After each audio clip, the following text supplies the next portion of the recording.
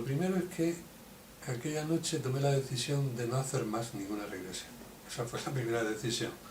Esta decisión ya la salvé después, a los 3 días, exactamente a los 3 días, al entrar en una librería en Cartagena, y de forma causal, que no casual, me tropecé, pero es una historia un poquito larga, pero me tropecé yo solito, yo solo me tropecé con el libro Muchas vidas, muchos maestros, del Dr. Brian Weiss. Libro que nunca jamás nadie me había presentado ni nadie me había hablado de él. Entonces, cuando yo leí aquel libro, me transmitió una gran paz, una gran tranquilidad. Tú sabes, ¿no? Yo tenía miedo, a raíz de aquella experiencia, el miedo que puede tener cualquier profesional cuando algo se le ha ido de las manos. Y para mí, entonces, aquella primera regresión, aquella primera experiencia de vida pasada, se me había ido de las manos, era algo que yo no había controlado. Entonces, cuando leí la experiencia del Dr. Weiss, aquello me tranquilizó, hasta tal forma que cuando lo leí aquella misma noche, el libro entero lo leí aquella misma noche, llegué desde la paz que sentía, ¿no? Pronuncié en voz alta un pensamiento, ¿no? Que fue, bueno, ya somos dos.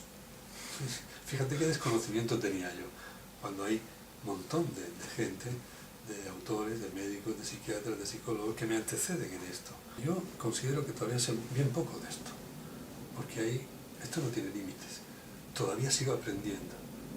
Alguien puede pensar, bueno, lleva 3.000 regresiones, bueno, 3.000 regresiones a una media de 3, estamos hablando que he visto a un grupo de personas superior a 1.000 personas, más de 1.000 personas llevo vistas, sin contar los cursos y los seminarios, ¿no? Entonces, en más de 1.000 personas hay una variedad enorme, en cuanto a creencia religiosa, en cuanto a nivel cultural, a nivel social, en fin, todos son diferentes, ¿no? Y lo curioso de esto es que en los puntos, hay puntos comunes en todas las experiencias, ¿no? En puntos de inflexión, digamos, ¿no? En esos puntos todos dicen lo mismo, todos dicen lo mismo. Entonces, ¿qué pasa? Pues pasa algo bien grande, ¿no? Bien significativo, y es que aquí hay dos conclusiones.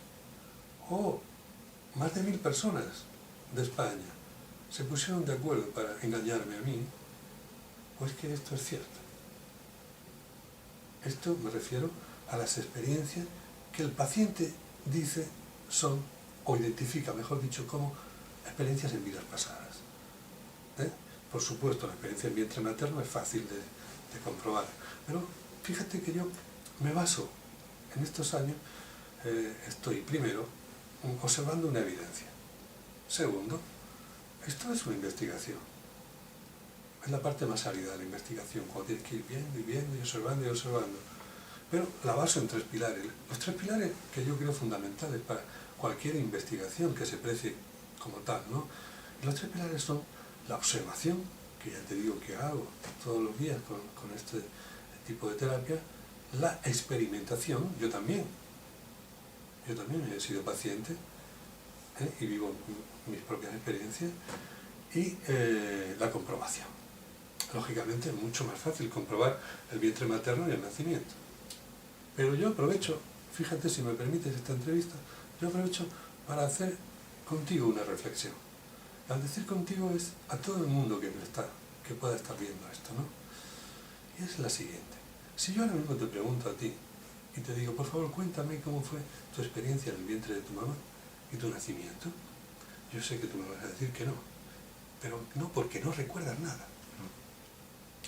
Pero es evidente, ¿no?, que estuviste en el vientre de mamá y que has nacido porque estás aquí manteniendo esta conversación conmigo, ¿sí? Cierto. Cierto.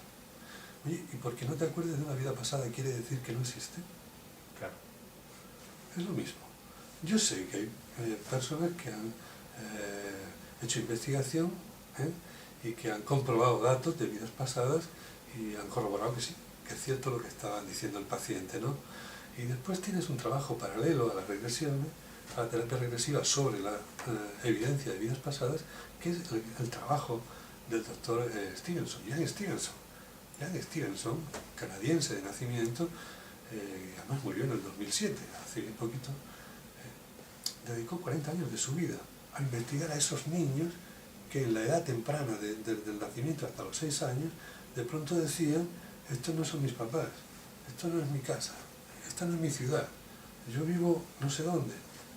Decían una ciudad, imagínate, algunas a 3.000 kilómetros, y mi papá se llama fulanito de tal, y mi mamá, y yo morí en un accidente, y este hombre, apoyándose en un grupo enorme de psicólogos que trabajaron con él por todo el mundo, llevaban al niño al lugar que decía el niño, y era tremendo, ¿no? Ver cómo el niño llegaba allí, y decía, mira, este fue mi papá, este es mi papá, este es mi hermano, y llamaba por los nombres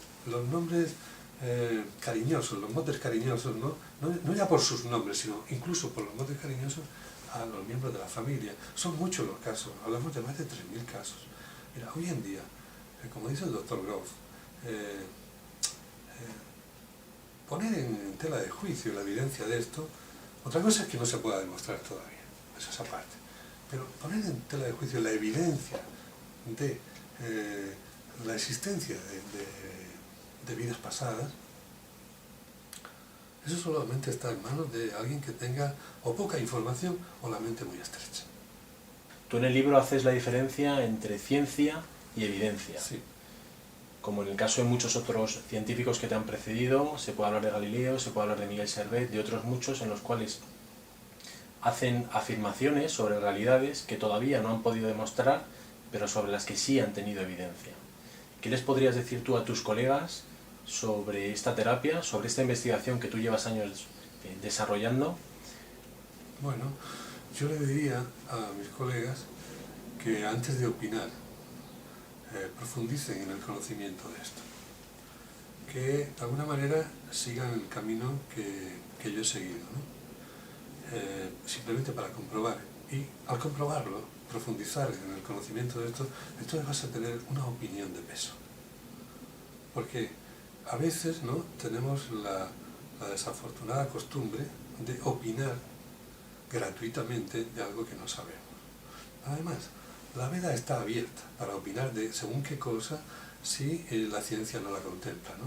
Aquí podemos opinar todos, pero es lamentable, ¿no?, oír gente con una preparación cultural importante, ¿no?, defenderse, porque para mí, yo creo que es de alguna manera defenderse, ¿no?, porque les inquieta, ¿no?, les inquieta algo novedoso, que esto no está en mi libro de la ley, ¿no? Yo pasé por ahí, entonces los entiendo, ¿no? Pero todo es cuestión de tiempo. Todo es cuestión de tiempo porque, como tú bien has dicho, la evidencia no es lo mismo que la ciencia, y esto es una evidencia, nada más que una evidencia. Tremenda, pero una evidencia. Entonces, va a ser cuestión de tiempo, porque la ciencia siempre anda detrás de la evidencia, observándola, y es cuestión de tiempo que pueda demostrarla. Esto ha pasado a lo largo de la historia siempre igual. ¿Qué nos puedes decir sobre lo que puede ayudar esta terapia? ¿Qué ocurre en otras vidas, en otras experiencias vitales que nos afectan en la vida actual? Vamos a ver, el fin de esta terapia es encontrar el origen de algo que nos está pasando en el momento actual y que no encontramos el origen. Es decir, te explico, aquí podemos estar somatizando en el cuerpo físico cualquier síntoma, cualquier emoción, cualquier fobia, etiquetarlo como crisis de ansiedad, y cuando pregunta, bueno, en esa crisis de ansiedad, ¿qué siento? Pues mira, siento tristeza, siento dolor, siento miedo, siento angustia. Entonces, eso es lo que hay que fijarse. Entonces, cuando la ciencia, la medicina ortodoxa, que en eso sí, ahí hemos avanzado muchísimo en la metodología diagnóstica, te hace un estudio de arriba abajo y se encuentra con la realidad de que no hay un origen para lo que a ti te pasa, es cuando te etiquetan de lo tuyo es psicosomático. O cuando te etiquetábamos, porque yo también, lo tuyo es psicosomático. Bueno, ahí empieza el trabajo, la labor de la terapia regresiva. A partir de ahí, ¿buscando qué? Buscando el origen de lo que te está pasando. Es como un hilo conductor.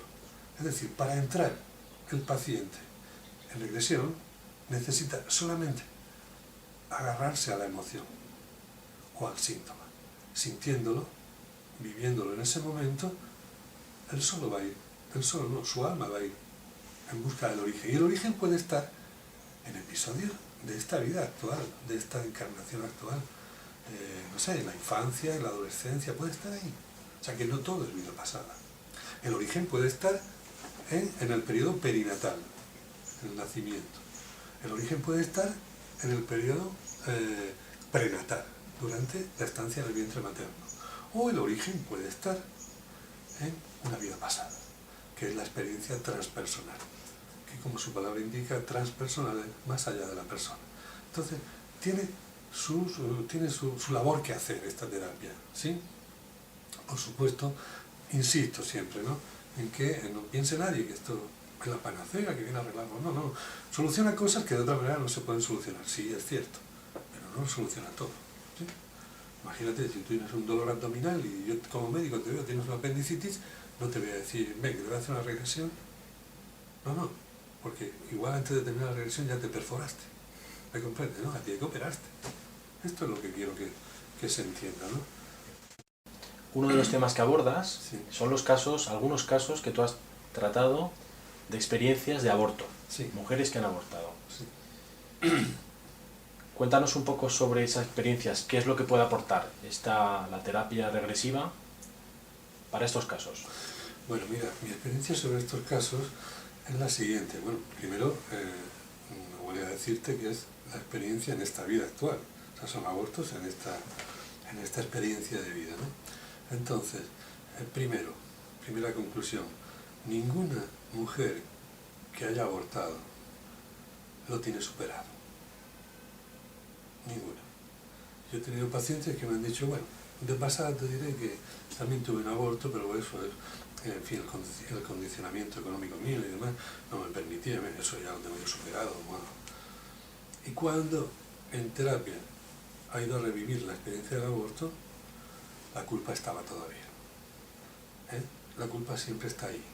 Pero lo bonito de esta terapia es que durante esa sesión la culpa la vacía entera. Se limpia de culpa y sobre todo, una vez que lo revive, porque lo revive como te digo, con culpa, con llanto, hay ahí una catarsis a veces, ¿no?, llorando amargamente, pero cuando ya esto se vacía, lo bonito de esta situación, de estos casos, es que el alma de la paciente, o sea, la paciente entra en contacto con el alma del ser que ha abortado. Y eso es indescriptible.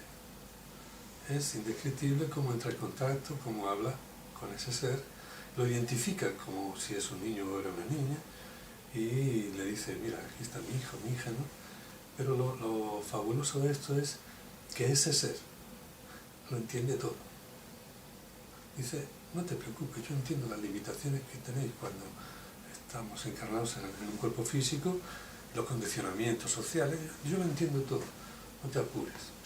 Y la gran mayoría de las veces termina la conversación con mucho amor, por supuesto, despidiéndose, el ser se va a la luz, pero la mayoría de las veces le dice, bueno, no te apures porque volveré, porque te elegí como mamá.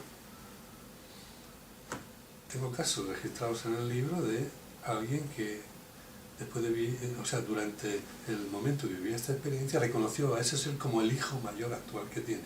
El aborto fue antes del embarazo de ese hijo mayor, ¿no? Y bueno, es bastante impactante esto, ¿no?